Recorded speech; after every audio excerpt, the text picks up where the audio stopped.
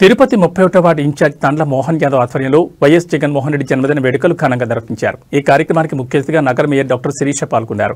అనంతరం cake cut చేసి చీరల పంపిణీ చేశారు. మేయర్ మీడియాతో మాట్లాడుతూ రాష్ట్ర వ్యాప్తంగా ఒక పండగ వాతావరణంలో జగన్మోహన్ రెడ్డి పుట్టినరోజు వేడుకలు ఘనంగా జరుపుకుంటున్నారని అన్నారు.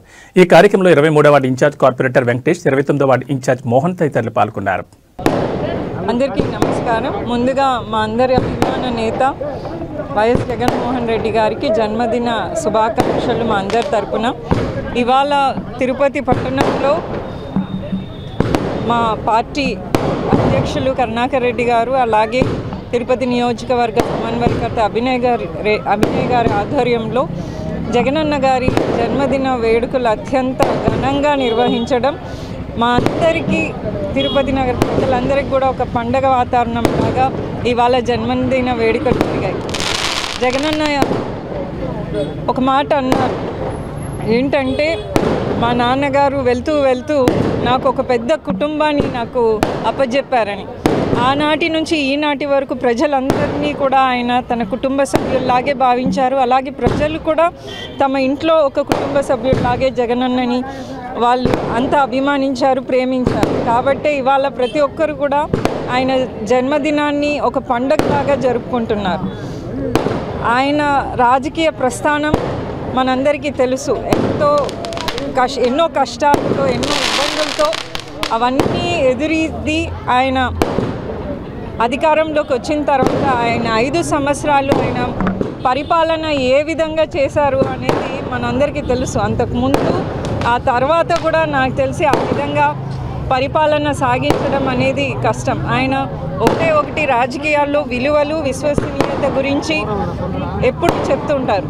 ఆయన మేనిఫెస్టోని ఒక పవిత్ర గ్రంథంలా భావించి, అంతకుముందు ఏ రాజకీయ నాయకుడు కూడా నాకు తెలిసి దేశంలోనే మేనిఫెస్టోకి అంత ప్రాధాన్యత ఇచ్చుండరు అనుకుంటా. కరోనా లాంటి పరిస్థితుల్లో కూడా ఆయన చెప్పిన వాగ్దానాలన్నీ, సంక్షేమాన్ని అన్నీ అందించారు. జగనన్న ప్రభుత్వంలో ప్రతి నెల పేదవాళ్లకు ఏదో ఒక పథకం అందేది, అలాగే ఏదో ఒక అభివృద్ధి ఎక్కడో జరిగేది. తిరుపతి నగరంలో కూడా చూశారు మీరు ఏ విధంగా అభివృద్ధి చెందిందో ఆ 5 సంవత్సరాల కాలంలో కూడా. కానీ ఇప్పుడు కూటమి ప్రభుత్వం వచ్చిన తర్వాత మనము పథకాలు పక్కన పెడితే ఇవాళ ప్రభుత్వ ఆస్తులు, అలాగే ప్రజల ఆస్తులు కూడా ప్రైవేట్ వ్యక్తికి ఏ రోజు ఇస్తారు అనేదే జరుగుతోంది చర్చ. అప్పుడు ప్రభుత్వ డబ్బులను పేద ప్రజలకు పంచిచ్చిన జగనన్న ఇప్పుడు ప్రభుత్వ డబ్బుల్ని ప్రైవేట్ వ్యక్తులకు, కార్పొరేట్ వ్యక్తులకు పంచిస్తున్నారు కూటమి ప్రభుత్వం.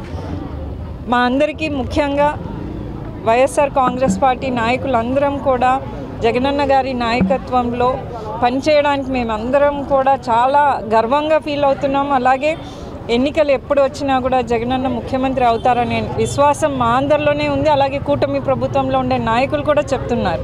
అంటే ఏ విధంగా ఉందో మనం ఆలోచించవచ్చు. కాబట్టి మేము ఎప్పుడు కూడా ప్రజల మధ్యలో ఉండి ప్రజల గురించి పోరాడతామని తెలియజేస్తూ, ఇవాళ జగనన్న జన్మదిన వేడుకలో భాగంగా డివిజన్లు 23వ డివిజన్ కార్పొరేటర్ రామస్వామి వెంకటేశ్వర్లు గారు, అలాగే 29వ కార్పొరేటర్ ఆదిలక్ష్మి గారు, మోహన్ గారు వాళ్ళ అబ్బాయి, అలాగే 31వ డివిజన్ వైఎస్ఆర్ కాంగ్రెస్ పార్టీ నాయకులు, వార్డు అధ్యక్షులు, అనుబంధ విభాగాల ప్రతినిధులు అందరం కలిసి పారిశుద్ధ్య కార్మికులకు ఇవాళ బట్టలు పంపిణీ చేయడం, అలాగే కేక్ కట్ చేసుకొని జగనన్న జన్మదిన వేడుకలని ఘనంగా జరుపుకుంటున్నాం.